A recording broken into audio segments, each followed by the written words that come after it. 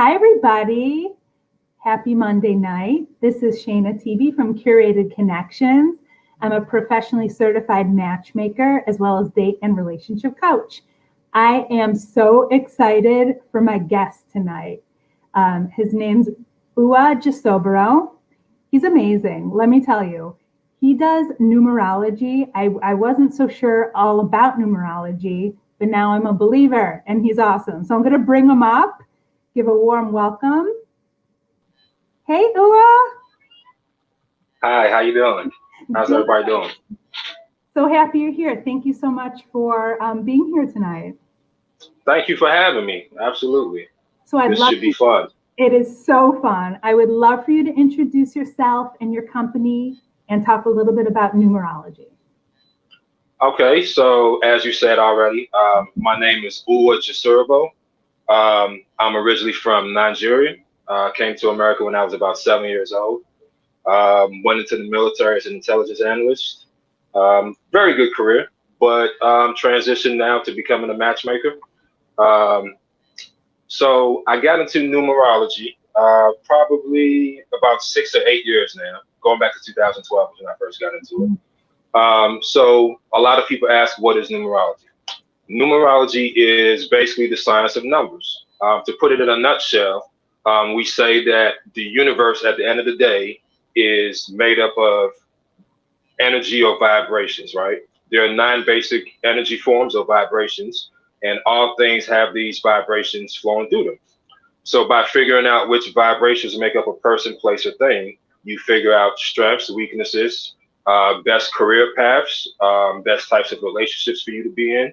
The applications are almost limitless. But for me, I come at it from the angle specifically of romance and compatibility in relationships. Amazing. And you and I met from the Matchmaking Institute, and I want to give a shout out to the Matchmaking Institute because they're always bringing good people together.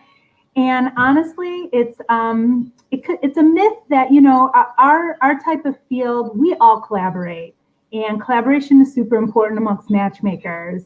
And I love connecting with matchmakers that do things a little bit differently than I do and can offer something unique. So I cannot wait to get into numerology. And let me tell everybody, you may ask questions. I would love for you to ask your questions. Oh, we have a treat tonight. Hey, Stephanie. So I want to say hi to Stephanie Capone, who is incredible. As you might know, she was on another one of my shows, and she is an astrologer. So to have her thumbs up is pretty cool. Thanks, Stephanie. If you have any questions, go ahead. And yeah, so I would love to know a little bit about more. How did you get into numerology? Okay, so the question about how I got into numerology is the same question of how I got into matchmaking. So I've been married once and divorced. At the end of that relationship, I came out of it feeling very jaded and somewhat disenfranchised. But I figured there had to be a better way to do this. There has to be a better way to find the person that you're meant to be with. At my core, I am a hopeless romantic. I'm a Leo, so for people who are familiar with astrology, you know that Leos need romance as much as the average person needs oxygen. So the hopeless romantic with me would not allow me to say just give up on relationships, but there had to be a better way. Around that same time, I was introduced to numerology by a friend. And once I broke my chart down and I saw how accurate it was for me, the next thing for me to do was to start breaking down people in my life, breaking down their charts, starting with my ex. So once I realized where we had areas of compatibility and where we had areas of challenges, that allowed me to heal and get closure in that relationship. But that also showed me the potential applications for numerology into matchmaking. So that began a 6-year process of educating myself on numerology and all things philosophy and developing this unique matchmaking system. Oh my goodness, thank you. That is awesome. And I wanted to say to everybody watching, I did not know what to expect. And Uwa did my chart for numerology and my husband's, and he compared and he explained to us a little bit like things that I could not explain for myself. And it was pretty seriously. Remember, we were sitting here and we were looking at each other like, oh, that's why you do this. And oh, yeah. Really fun. And you broke it down in such a fantastic way that really made a lot of sense. Going back to, maybe how I grew up or how he grew up and why we're thinking the way we do. And it was really fascinating. And honestly, I have to thank you as well, because you also, you helped us kind of shift in a way, because everybody goes through struggles. I mean, that's known. But the way that you said that him and I, no matter what, like this is a really good match and our foundation is strong. And I don't know, it was just really heartwarming and it made us feel like more confident. So thank you. Okay, you mentioned something that jogged a thought in my mind. So a lot of people always ask, why is numerology important in the matchmaking system? And I give two answers to that. The first reason I would say is numerology in the beginning allows us to identify chemistry and compatibility. There are certain numbers that are naturally matched to each other, so I don't have to explain why I took a certain action because you would have done the same thing. On the flip side, there are numbers that are challenged to each other. Doesn't mean you're a bad person or they're a bad person. You're just ruled by different forces. So no matter how much you try to make it work, it won't work. It's like oil and water. So on the front end, numerology allows us to identify chemistry and make a better match, which increases the chances of, a long-lasting relationship. On the back end, you have people who are struggling in relationships. Some people are not meant to be together. Some people are meant to be together, but no relationship is perfect. There will always be moments of ups and moments of down. So one of the things that numerology also does is it allows us to create value or identify value. So you may have one or two minor challenge numbers in your chart, which causes a little bit of friction, but overall, the compatibility is great. So this is a relationship that not only is worth saving, but now that we have insights into it, we know where the problem areas are and how to address them. Now, on the flip side, you have people, like I said, who just aren't meant to be together. When I take a look at their charts, they are absolutely no areas of compatibility. So for those situations, I recommend, hey, find somebody else. It makes no sense for you to make each other miserable. So that's the two benefits of numerology. In the beginning, it identifies chemistry, and on the back end, creates value and lets us know what's really going on between the couples. That makes a lot of sense. Two questions. One popped up from the audience. She said you pretty much already answered it, but I want to say hi, Cassandra. Cassandra said, so what makes a good match? Which she then said, okay, you're answering my questions. Thank you, Cassandra. Okay. But is there anything you want to add in regards to what makes a good match? Yes. Okay, so I'll hold up a chart for you guys. I don't know if you guys can see it very clearly. Yes, I will move me so you are bigger with the chart. But keep talking, please. Okay. So this is a basic numerology compatibility assessment that I would do for, a couple, or to see if your compatibility with a coworker or a sibling, a parent. But basically what we do is one side of the chart is dedicated to you. The other side of the chart is dedicated to your significant other or whoever it is that we're trying to see if you're compatible with. So when we do a compatibility assessment, we want to take your birthday and your name and create a basic numerology chart, which consists of your life path number, your attitude number, your birthday number, power name number, personality number, and soul number. We also throw in, your sun and moon signs in there as well. So in terms of looking for compatibility, there are three areas that I look for. The first and most important is the life path number. It's the most accurate description of who you are as a person and has the most influence over you and your life. So the first thing I look at is your life path number and the other person's life path number to see if they're naturally matched, compatible, or challenged to each other. The second thing I look at is the birthday number. Again, I'm looking to see if there's a natural match, compatible or challenged. Then I also look at the zodiac sign because although a lot of people, may have questions about the accuracy of astrology, astrology is just as accurate as numerology. It's just it requires a little bit more calculations and more in-depth knowledge. So I combine these two, the numerology and the astrology, and I see what makes a person who they are. From there, we know the compatibility with each other. So the simple answer is I look at your life path number, birthday number, and your sun sign. Incredible. You are blowing the mind of Stephanie, or the astrologer. Okay. You two should definitely connect at another time. I'll be happy to make that introduction. I think you're both very fascinating. Absolutely. I watched your last session with her. She's a Leo as well. So yeah. True enough. And okay, great. And before we hop into some live numerology, one of our mutual friends is visiting us. So let's say hi to Chi. Hi, Chi. How are you? Oh, hey, TT. How you doing?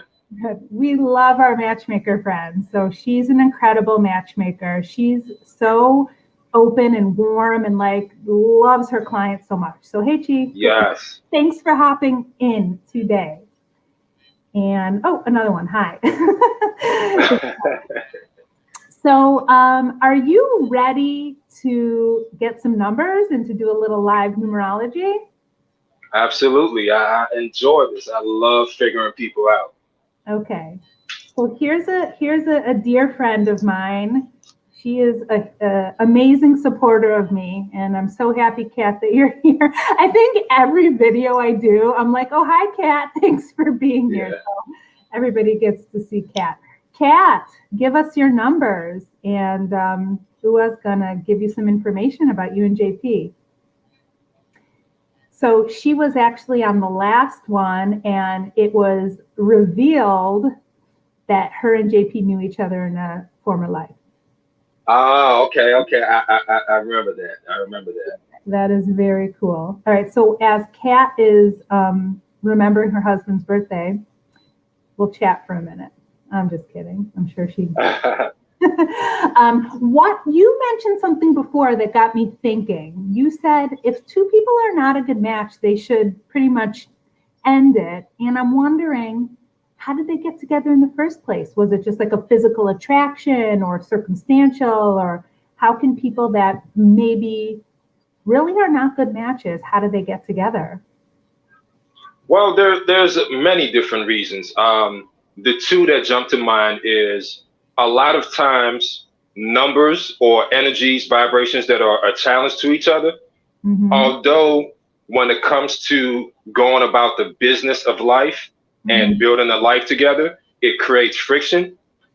On the flip side, it creates amazing sexual chemistry. Okay. So in the beginning, you're drawn to that opposing force.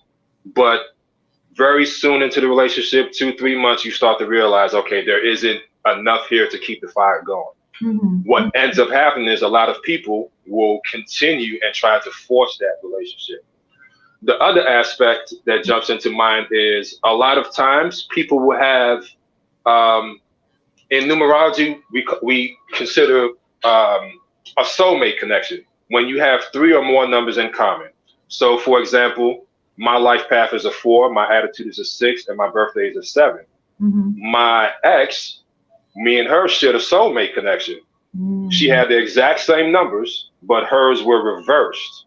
So the vibration of the numbers or the energy drew us together, but the placement of the numbers will dictate how it manifests in that person's life. So a lot of times people will have similar energies that you're drawn to, but the way that story plays out for each individual person can cause friction, right? Okay. I don't know if I explained that very well. Absolutely. And I'm definitely a novice. So I think if I followed, everybody probably followed too. And when you did our chart, you identified we both had 9s and those were very harmonious together. Mm-hmm. Yeah. Yes. Cool. I have Kat's information. I'll bring it up. Okay. Can you see this, or want me to? I'll read it out loud. So we have a 10-13-82 for Kat. And her husband is, let me know. I'll wait. I'm ready. Okay. And her husband is 5-22-83. Okay, give me a second. Let me break it down. Absolutely. So, and I'm going to respond to a question here. Cassandra says, I love it. I want to do it before finding a partner. Yes. Little do you all know that my friend Cassandra instrumental in the development of my business, and I'll tell you why. So thank you, Cassandra. She's also my serious partner in crime for our TV club. So we started watching, Cassandra and I watched Indian Matchmaker, like seriously, and that's what sparked a lot of ideas for my business, is to be able to connect with people that do what I don't do. We were talking about this, and I'm like, I need a face reader, I need an astrologer, I need a numerologist person. So a little bit, part of it was, thanks, my friend Cassandra. Thank you, Cassandra. Happy to help you with this as I find you a partner. So let's get Kat. You ready for Kat's numbers? Yes, absolutely. Real quick, I am a fan of the Indian Matchmaker as well. I'm anxiously waiting on the next season. So for the numbers, okay, the first thing that jumps out to me is that they both have the same birthday number. So from a numerology perspective, there's 9 basic numbers. Each of the double-digit numbers is simply a higher expression of one of the basic 9 numbers. So the number 13 is a higher expression of the number 4. The number 22 is a higher expression of the number 4. Similar to how you have the basic colors, but you would have, say, sky blue versus midnight blue. It's still blue, but it's a different expression of that same vibration. Okay, so for Kat, her birthday is the 13th. For her husband or boyfriend, I'm not sure, his birthday is the 22nd. So both of those break down to a 4. The 4 in numerology is known as the teacher and the knowledge seeker. Nice. This is actually my life path. So 4s are ruled by logic. The 4 likes to have a plan. They like to know who, what, when, and how before they make a move. So one of the things that 4s are often criticized for is we tend to overanalyze and overthink things instead of just acting. However, on the flip side, because of that amount of energy that we put into analyzing and thinking about things before we make a decision, when we finally decide to act, we usually pull it off without a hitch. When it comes to relationships, 4s like and need someone that they can trust and depend on. 4s don't date around a lot. When they find the person that they want to be with, that's it, I'm locked in. They're usually the most faithful of all the numbers, but everyone has their exceptions here and there. Like I said, honesty is very crucial to the 4. If they feel like their partner has cheated on them or betrayed them in some way, it can become very hard for them to trust again. 4s need security. So as a result of that, they tend to be drawn to careers such as firefighting, police work, anything where they can provide security and safety for people.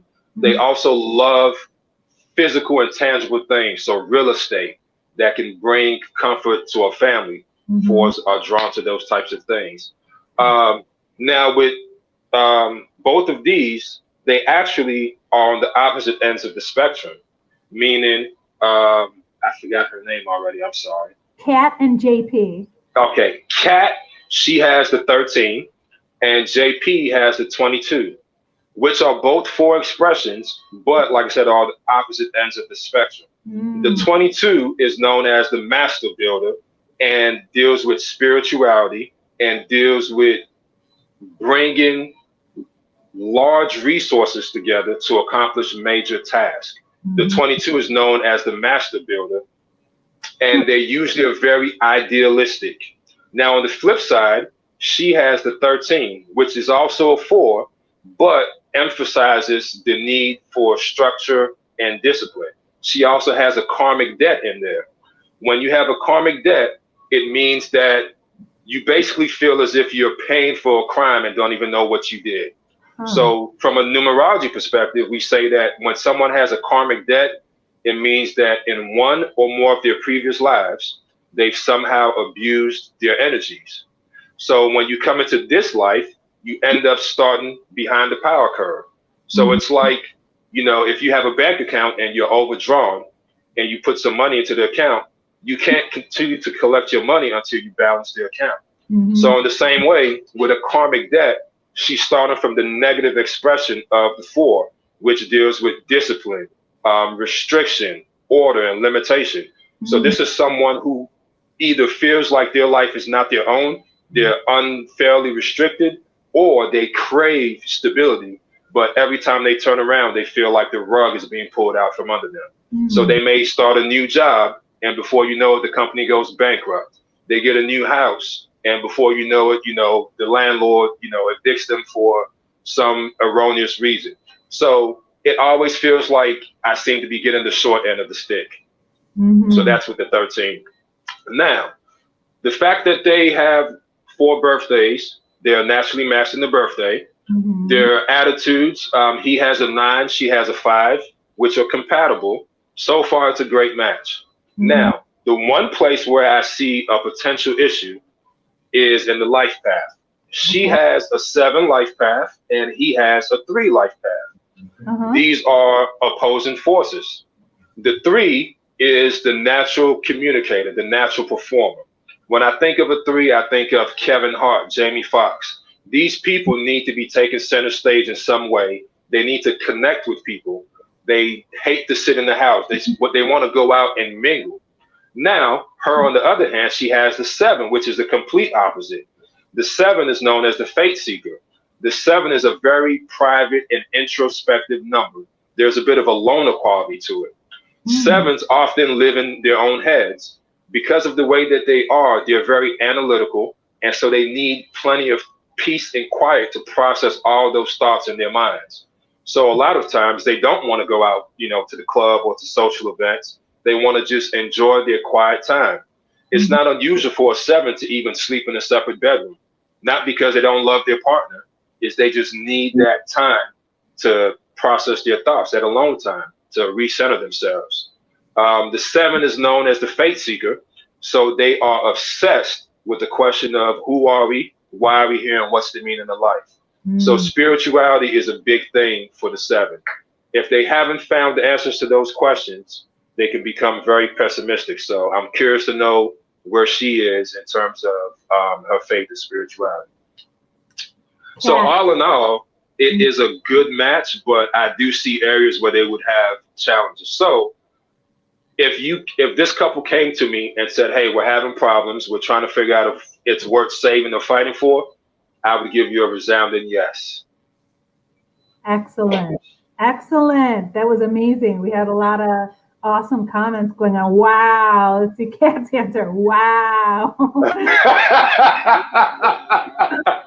That's great. Thank you, Kat. Yeah, that's was she the one who's really gregarious and outgoing, or was that he? Because she's the one that's very likes to like very social butterfly, very amazing, instant rapport builder. So he is more of the social butterfly. She has a 5 in her attitude, which is a similar energy to the 3. The 5 is a celebrator of life. They're known as the natural adventurers. They get bored easy. They say of all the numbers, the 5 is the most likely to abuse sex, travel, alcohol, and overwork. Because of that very reason, they get bored so easily. They need constant new and excitement. So it's in her attitude number.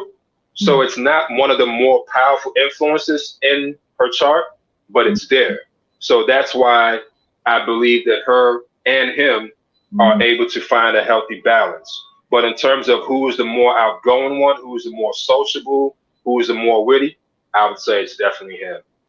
Okay, hear that, Kat? You'll have to break the news to him. No, just kidding. They both have 4 birthdays, and your birthday number is the first impression that people get of you. So it's like your default setting, right? So when people see a picture of you, a video, or you first walk into the room, the immediate vibe that they get off of you.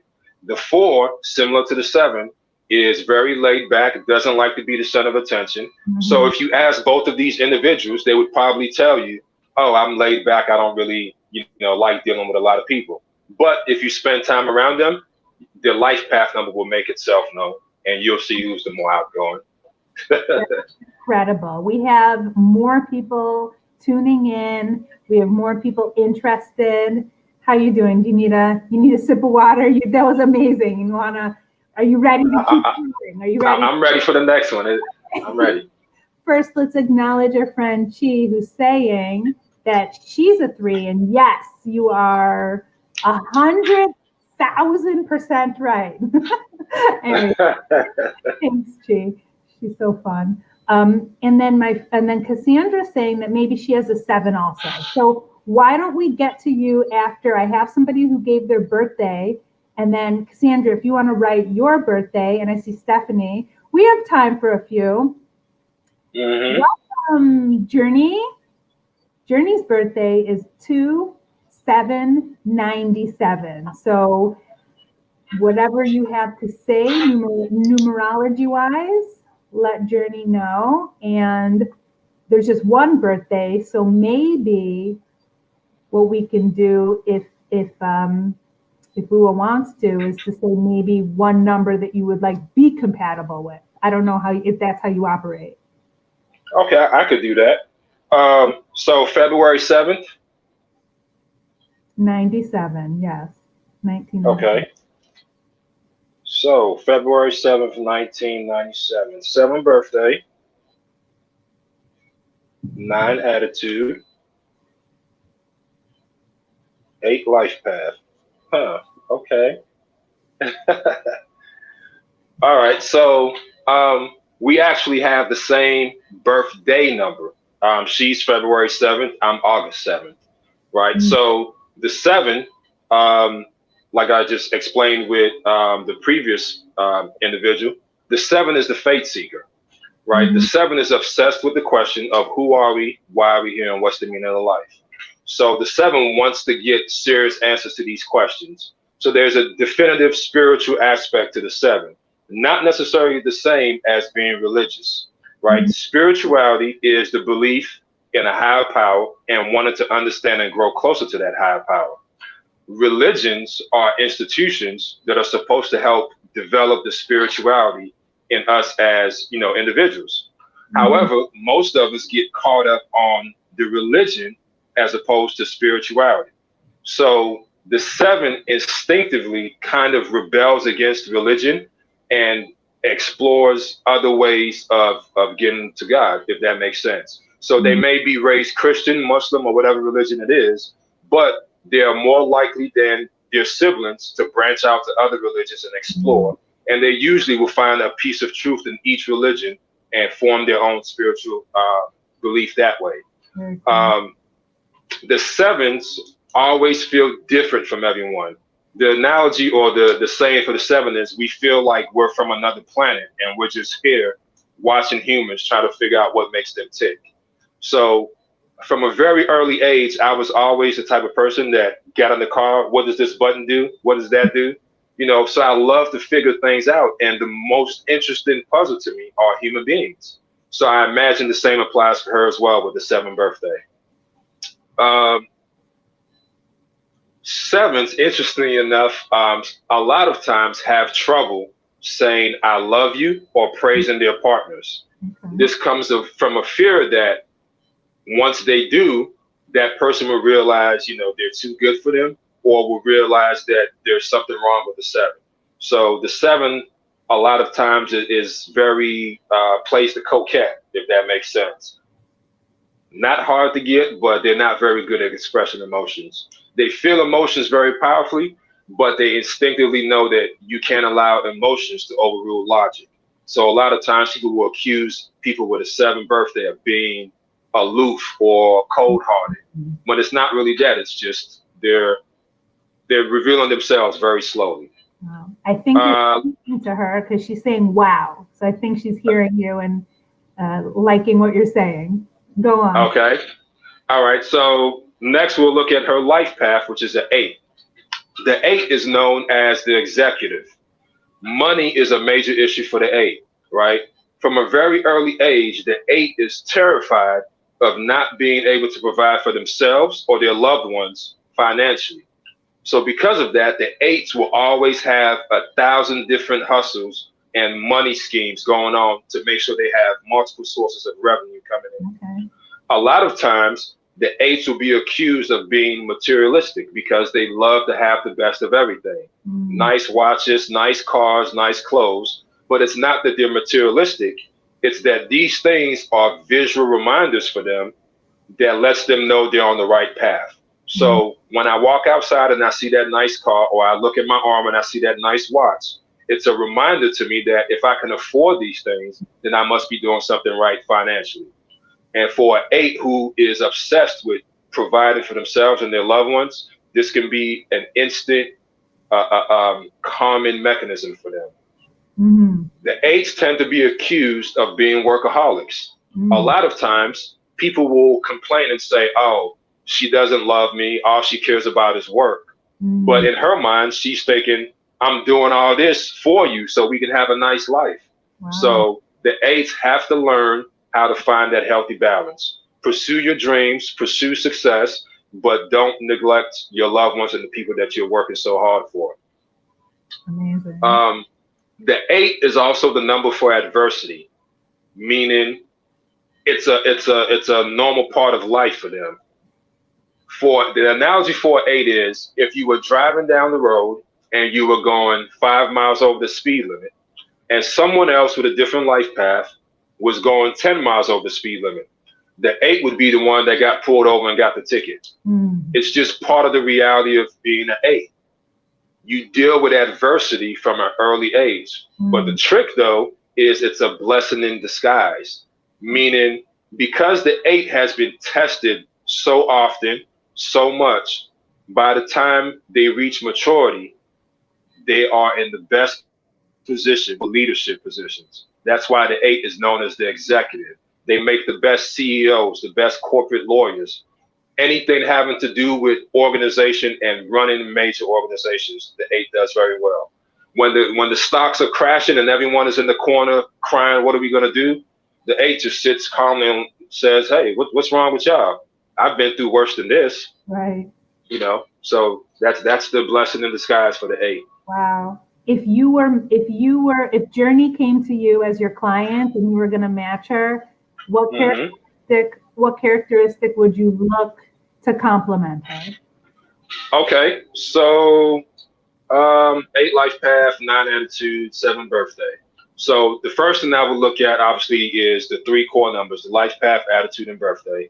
And I would want to find numbers in it that were compatible or naturally matched. So in the life path, I would look for someone who had a 2, a 4, or another 8. These are naturally matched to her 8 life path. For the attitude number, she has a 9. So I would look for someone who had a 3, 6, or 9, or maybe even a 2 is compatible as well. And then for the birthday, I would look for someone who shared a 7 birthday as well, or I would look for someone with a 5 birthday. Okay. So before we thank you, that was amazing. Journey, if you wanted to say in the messaging here, if that resonated with you, please go ahead. Question. So when you are matching people and they're coming with their numerology numbers, is there? Oh, she says absolutely. Absolutely. Very good. Okay. I know that you do much more like this is pretty comprehensive already, but I know that you have so many other fields in the chart that you address. So yes. This is, and I just want to bring that up to people, that this is a chunk of information, but Uwa gives a very, very complete chart that goes into culture, when you were born, like which number of the order of the sibling you are, like very, very comprehensive. This is yes. You are very welcome, Journey. I'm so happy you're here with us this evening. All right. Are you ready? Anything you want to say before we hop into another one? No, I was just going to add to what you just said. A typical numerology reading will take anywhere from 30 minutes to an hour, depending on the person's unique chart. But like I said, it encompasses a wide range of things: life path, number, attitude, birthday. Then we get into your personal year cycles. Each of us has our own unique rhythms, similar to the seasons of the year. You have spring, summer, fall, winter. Each season brings with it its unique opportunities and unique challenges. So in the same way, we all have our unique rhythm cycles, personal year cycles of 9. So each year brings a unique opportunity and a unique challenge. So some years are best suited to start a new relationship, others not so much. Some years are best suited to start a new career, a new business, others not so much. So it can get very in depth, but if anyone wants to, get that in depth, we can link up after this and And at the end, for sure, I'm going to give everybody the information on how to find you. Okay. There's a couple more. Let's hop into another couple. Are you ready for a couple? Absolutely. Okay. It is none other than Stephanie, the astrologer. Okay. Let's see. Her birthday is 7/29/1982. Okay. And her partner is 1/28/1991. All right. All right. Calculate your magic, and we'll hear from you. Uh-oh. Stephanie, relax. It's going to be just fine. That's amazing. So this is really fascinating to me. So when he did our charts, I did not even let my husband know what was happening. I kind of ambushed him. I surprised him. I said, hey, come on over here. And then he sat down and I said, Uwa, meet my husband, Rotem. And then he launched into the numerology chart. And my husband was definitely nervous too, Stephanie. So don't worry. I completely ambushed him with a numerology reading. So it's kind of fun. Okay. You're smiling. That must be good news. Yes. It's okay. Good. Okay, so looking at this chart, Stephanie, the 29th, hers breaks down to a 2 birthday, a 9 attitude, and an 8 life path. And her husband breaks down to a 1 birthday, a 2 attitude, and a 4 life path. So the first thing I look at, obviously, is, natural matches versus challenges. Their life paths are naturally matched to each other. She has an 8, he has a 4. She has a 9 attitude, he has a 2. And then in the birthday, she has a 2, he has a 1. So the life path, they're naturally matched. In the attitude and birthday, they're compatible. So good match.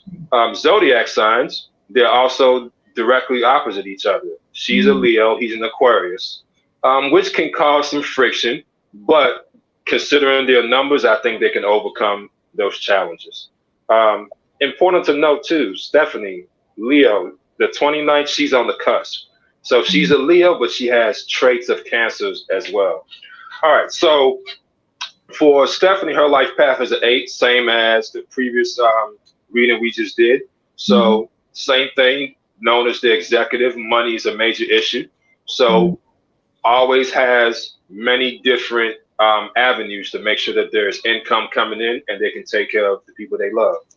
So even though her life path and her husband's are naturally matched, it can cause some friction. Both of these numbers are concerned with financial security. However, the 4 just wants enough to feel secure and know that tomorrow is okay. But for the 8, there is no enough is enough. If we can get some more and we can build an even more comfortable cushion, the 8 wants to continue to build that nest egg. A lot of times, the 8 will have a very dual nature. They'll go through these intense periods of being very disciplined and saving every dime and not spending a single penny. Then 6 months later, they'll go through a spending spree and splurge on themselves, and then they'll start right back over again. So you always have these opposing, this dual nature within the 8. Now the 4, on the other hand, which is the husband, he's more of the, let's make sure the books are in line. Let's make sure we're not spending beyond our means. So naturally matched, but the way they view money is a little bit different. They both can be workaholics. However, these are 2 of the most loyal numbers when it comes to relationships. The 8 is a very black and white vibration. You know, if a partner is unfaithful, it's very hard for the 8 to get over it. It's next to impossible. Even if they try, it might be 6 months, 6 years down the line. They might hear something in a song or be watching a movie, and a scene will bring up all that hurt and pain. And the 8, they just have to let it go. Otherwise, it becomes a cancer in the relationship. Oh, wow. I just want to show you. Stephanie started by saying 100%. This was a few sentences ago. And then your last sentence, she raised it to whatever $1,000,000% this is. So she's feeling what you're saying. Okay. So go on. I didn't mean to cut you off. I just wanted you to get this feedback that you're really knocking it Thank you. out of the park. Another thing with the 8 too is it's a very black and white vibration. So the reality of the situation is they call things how they see it. Because of that, they can be very hard for people to take, meaning they come off as being abrasive because the 8 doesn't dance around the subject. They don't, dress it up in a nice bow. They tell you the truth, and a lot of times the truth hurts. So one of the things that Stephanie has to learn is how to express her views with a little bit more tact, or if she's going to continue being herself, just realize that, this is the impact that you may have on people. So if you find people who are antagonistic to you and you're not sure why, chances are it's because you've called them out on their BS, or, you said something that they didn't necessarily enjoy. Okay. Really good. So going to the birthday. So Stephanie has a 2 birthday, which is naturally matched to her 8. However, again, the way the energy expresses itself, it can cause confusion. The 2 birthday is known as the mediator, the lover. The urge to merge is the name of the game for the 2. The 2 feels incomplete when they don't have that partner that they can bounce ideas off of, or they can, say, hey, what do you think about this? And this is in a business relationship or in a personal relationship. The 2 feels incomplete when they don't have that other person there. There are 2 numbers in numerology that often push the limits of how much one person can give in a relationship, and that's the 6 and the 2. The 2, because they're so given by nature, we all often hear the phrase or the term, oh, this person was so kind, they would give you the shirt off their back. That phrase was designed for the 2 because they need to help people. The analogy that we have for the 2 is we say if they were walking down the street and they saw someone fall in the well, the 2 would run over and jump in and ask, hey, are you okay? Are you all right? Only to look up and realize, we're both stuck in here. So the key lesson for the 2 is you have to learn how to embrace your empathetic side without sacrificing yourself in the process. So it's okay to help people and give selflessly. However, you always have to keep enough for yourself so that you have a foundation to stand on. The 2s are so easygoing that a lot of times when something has bothered them, they won't speak on it. So what they don't address will end up manifesting physically. A lot of times you see it manifest as, stomach ulcers or, anxiety. However, when the 2 does feel like their back is pushed up against the wall and they've had it, they can't take anymore, it's like a volcano erupting. But once that outpouring of anger and energy is over, even if you feel justified in doing what you did, you still feel drained because anger and negativity is that toxic to your very nature. So for that reason, the 2s have to be very careful with whom they spend their time with. in the beginning. Last thing I'll mention about her real quick. The twos tend to be more comfortable being the power behind the throne as opposed to being the power on the throne. They like to be the kingmaker. They love playing a supporting role. So you can see how this can kind of create a conflict or confusion for her, because her birthday, her default setting is to be more of the supporting role, the background player. However, her life path, which is the 8, is the executive. It's the boss. It needs to be in charge and running the show.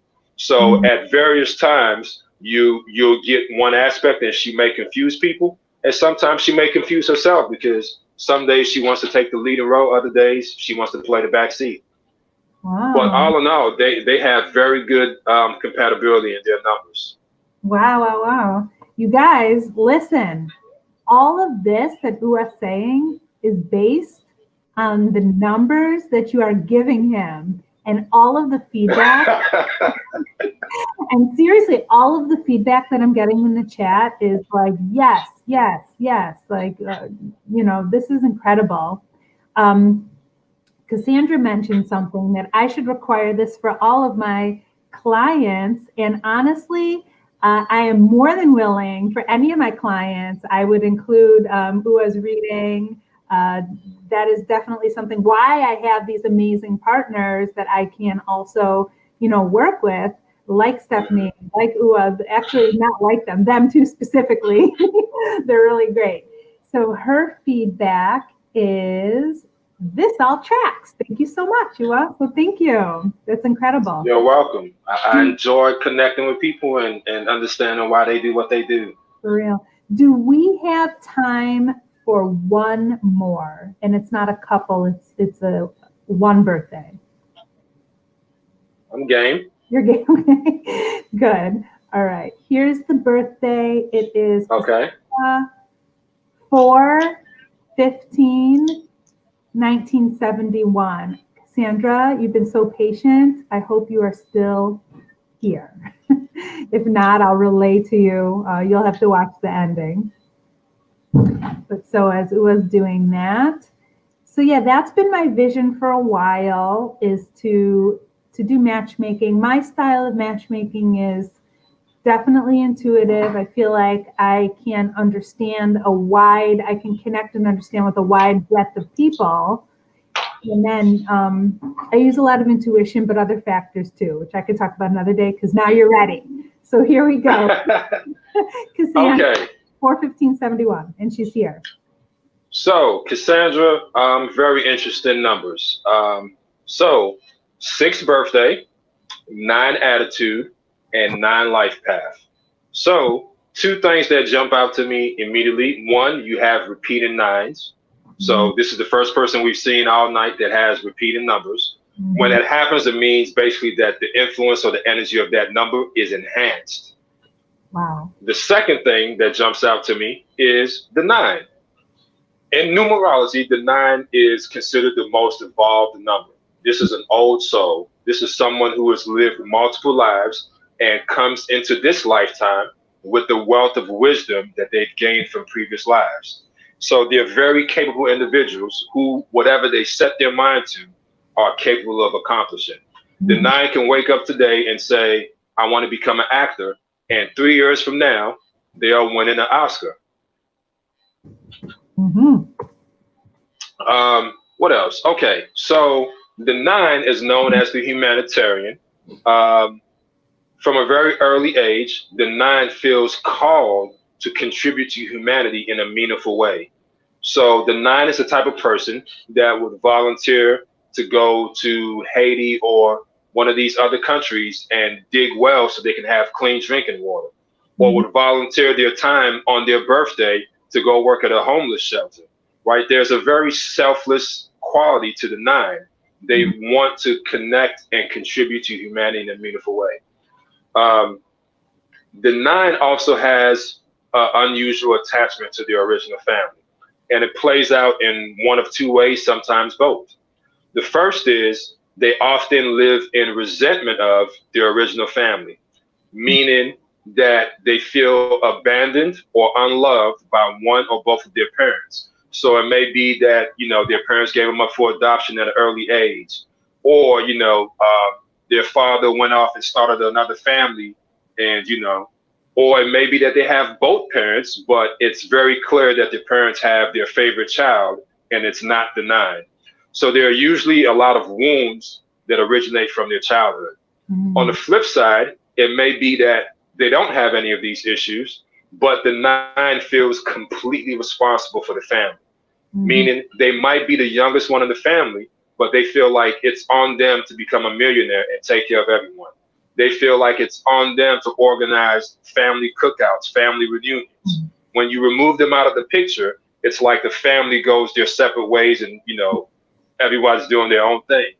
The 9 is the nucleus that keeps everybody connected and resolves all the issues.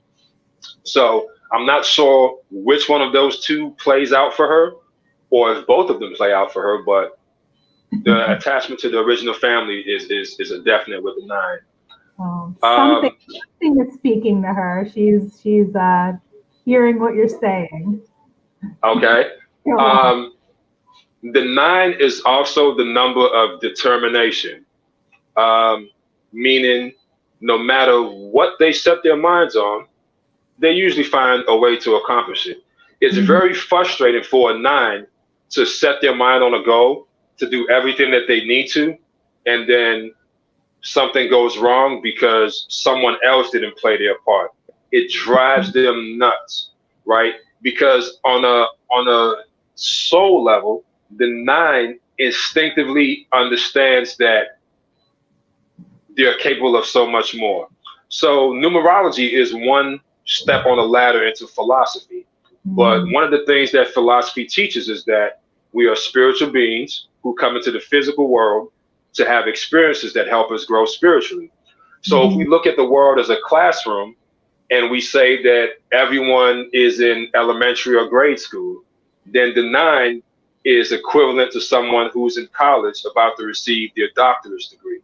So their wealth of experience is far more than the average person, and they're aware of this, and they know they're capable of so much more. So whenever they fail at anything, it drives them crazy. They're perfectionists. So that's something that she has to learn how to deal with. What we like to say is they have to learn how to forgive themselves for being human. Nobody's perfect, but the 9's ceaseless quest for perfection is a staple in their lives. Wow. I don't know why this is, but I've often found a lot of times that people with 9s typically only have one child.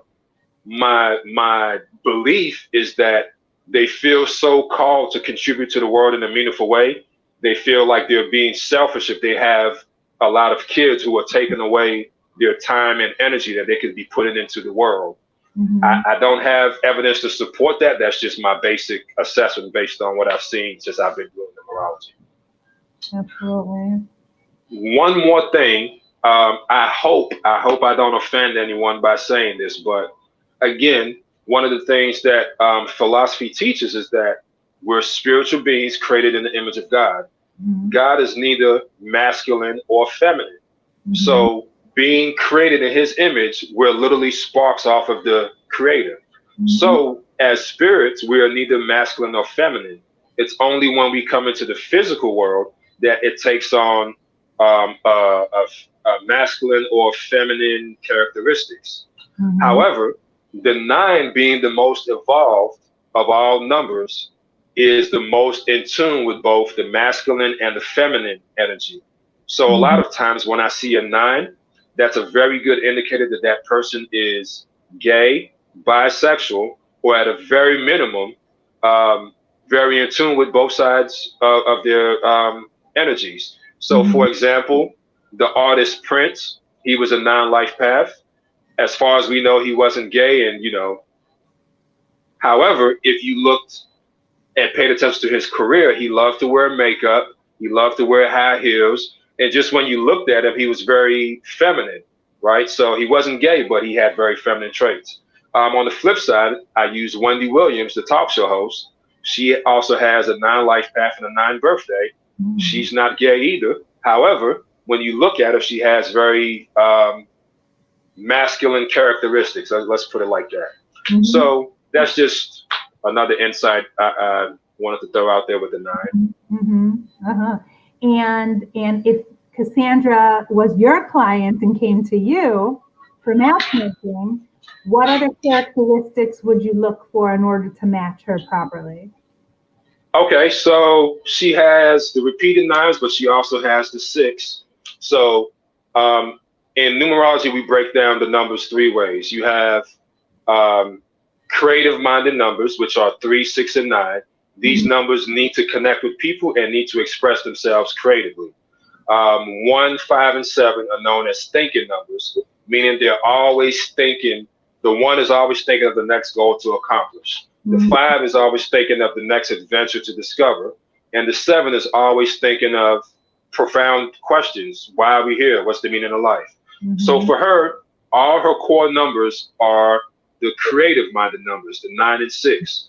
So I would match her with someone who, A, matched her creativity and her need to connect with people, or at the very minimum, understood and respected that aspect of her. Even if you don't share that aspect, then you have to respect and encourage that in your partner. Because at the end of the day, what you want is somebody who's going to build you up and support you. In terms of numbers, she has a 9 in her life path and attitude. So I would look for a 3 or a 6 for those areas. And then in the birthday, she has a 6, which, as I said earlier, there are 2 numbers that often push the limits of how much one person can give in a relationship. And that's the 6 and the 2.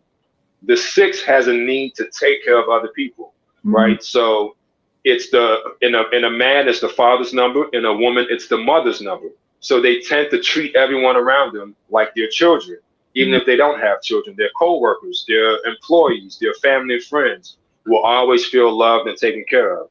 So I would take that into consideration when matching her, and I would make sure that I would match her with someone who definitely appreciated everything that she brought to the table. Because a lot of times the 6 can give so much and not get the same in return, and they feel like they're being taken advantage of. So that's something that would be at the top of my list. Amazing. Cassandra, I hope that was insightful to you.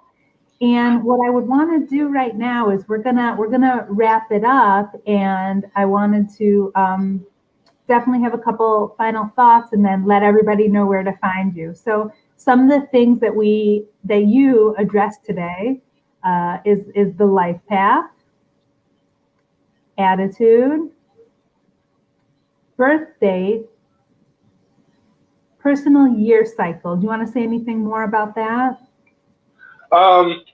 So like I mentioned earlier, just like you have the 4 seasons in the year, each season brings with it its own unique opportunities and unique challenges. So summer and spring obviously are great for planting crops, but winter obviously not so much. So in the same way, we as human beings are here to grow spiritually, but that growth doesn't happen overnight. It happens over the span of our lifetimes, specifically in 9-year epicycles, right?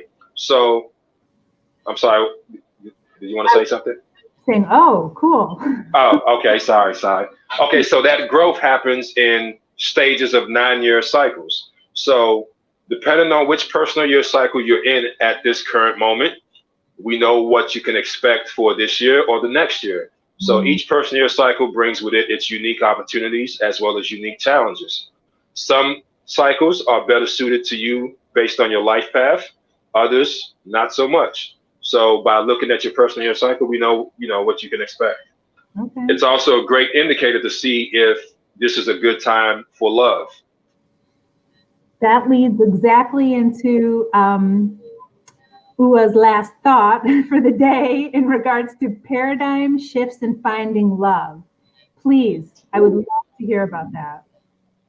Okay, so we often hear about paradigm shifts a lot. A paradigm or a paradigm shift is defined basically as when society has an established way of looking at things or doing things, and that changes or is turned upside down. So, for example, for the longest time, based on science, we thought that the earth was flat, and that the Earth was the center of the universe. But then later on, Copernicus came along, and now we understand that the Earth is round, and that the sun is the center of the solar system, and that our solar system isn't even the center of the universe. So what happened there was a paradigm shift. Another example would be, regardless of which side of the aisle you are politically, the Colin Kaepernick situation. Just 3 or 4 years ago, when Colin Kaepernick first took a kneel, compared to how people are perceiving the action now, a paradigm shift has occurred. At one point, owners didn't want to even speak on it. Nobody wanted to be associated with him. Now we have players, owners, coaches all taking knees during football and basketball games. So a paradigm shift occurred.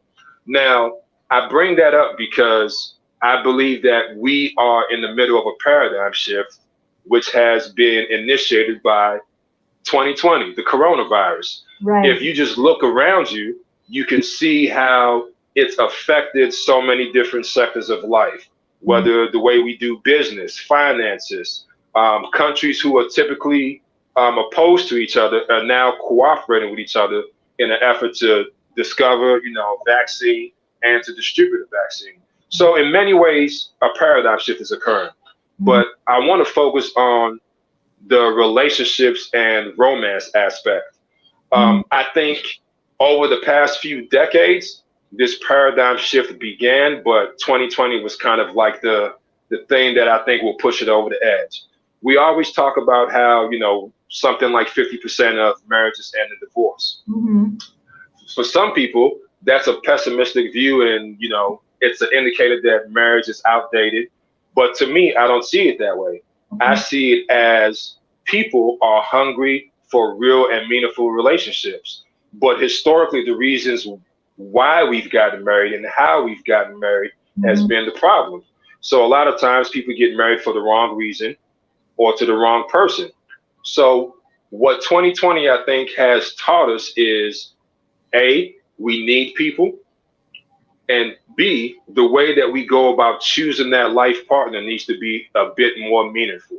So if you've had to quarantine with a significant other who you weren't compatible with, then you already know the horrors of that. If you've been blessed to quarantine with a significant other who you're compatible with, yes, you may have 1 or 2 issues here and there, but ultimately you look back and you're thankful that I have this person in my life. But if you're single and you've quarantined by yourself, or you've quarantined with family, friends, or loved ones, then it's become blatantly clear what's missing in your life. So I think 2020 and this paradigm shift is going to emphasize the importance of how much we need people in our lives, specifically that significant other, because that's the most meaningful relationship you'll ever have in your life. More so than your parents, your siblings, or your children. Your parents are your primary relationship as a child, but you'll get older and you'll grow up and go start a life of your own. Your siblings are going to go off, they're going to get married, they're going to have children of their own, so they're not your primary relationship. Even after you have children, your children are going to get older and they're going to go off and start a life of their own. So the primary relationship in your life will always be your significant other. It's the only relationship or the only family you actually get to choose. You don't get to choose your mother, you don't get to choose your father, you don't get to choose your siblings or even your kids. But your wife or your husband, you get to choose. So how and why we choose that person, I believe, has taken on a new significance since 2020 and the corona. And I think as matchmakers, we are uniquely positioned to guide singles into this new paradigm. Bravo. I agree 100%. That was fascinating. So everything you heard today is a snippet of the numerology wisdom that you can possess and that you can share with others. So in order to get in touch with Uwa, here's some ways to do it. We'll also put it in the messages below. You can find him on Facebook, Oduware Matchmaking. You can find him on LinkedIn and Instagram and Twitter. Basically anywhere where anybody is, you can find him. So yeah, right. I wanted to thank you. I thank you so much for being here. I just want to wrap up with some thank yous. Lots of people are saying thank you. Okay. My friend Glenn is saying thank you. He's so intrigued to learn more, so I'm going to connect you guys after this. Absolutely. Oh, Mandy, she's such a bright, light, sweet person. She says the only family you get to choose. So she was really feeling what you said about that. And Okay. Sandra liked what you said too. So well said. We got some bravo claps, Stephanie. You guys have been awesome. This has been really, really fun. I love having you here and hearing what you have to say about numerology. And honestly, the reason I brought you on is because you did my chart, and I know that it was really telling and revealing and very accurate. So yes. if my client, I can send you to him for a reading, or if you want to become Uwa's client, that's also a great choice. So amazing. Absolutely. So I use numerology as the primary factor, not the only, but the primary factor in my matchmaking process. But I also do numerology readings and compatibility assessments for people who aren't interested in, the matchmaking side of it. So whatever you're interested in, I'm here. Yes, yes. Well, thank you so much for being here. It's been a true pleasure. I'm Shana TB from Curated Connections, and it was great to have you here, Uwa. I really appreciate it. And let's keep, maybe we'll do this again. That'd be fantastic. Absolutely. Thank you for having me. Thank you. Have a great night. Bye, everybody. Thank you.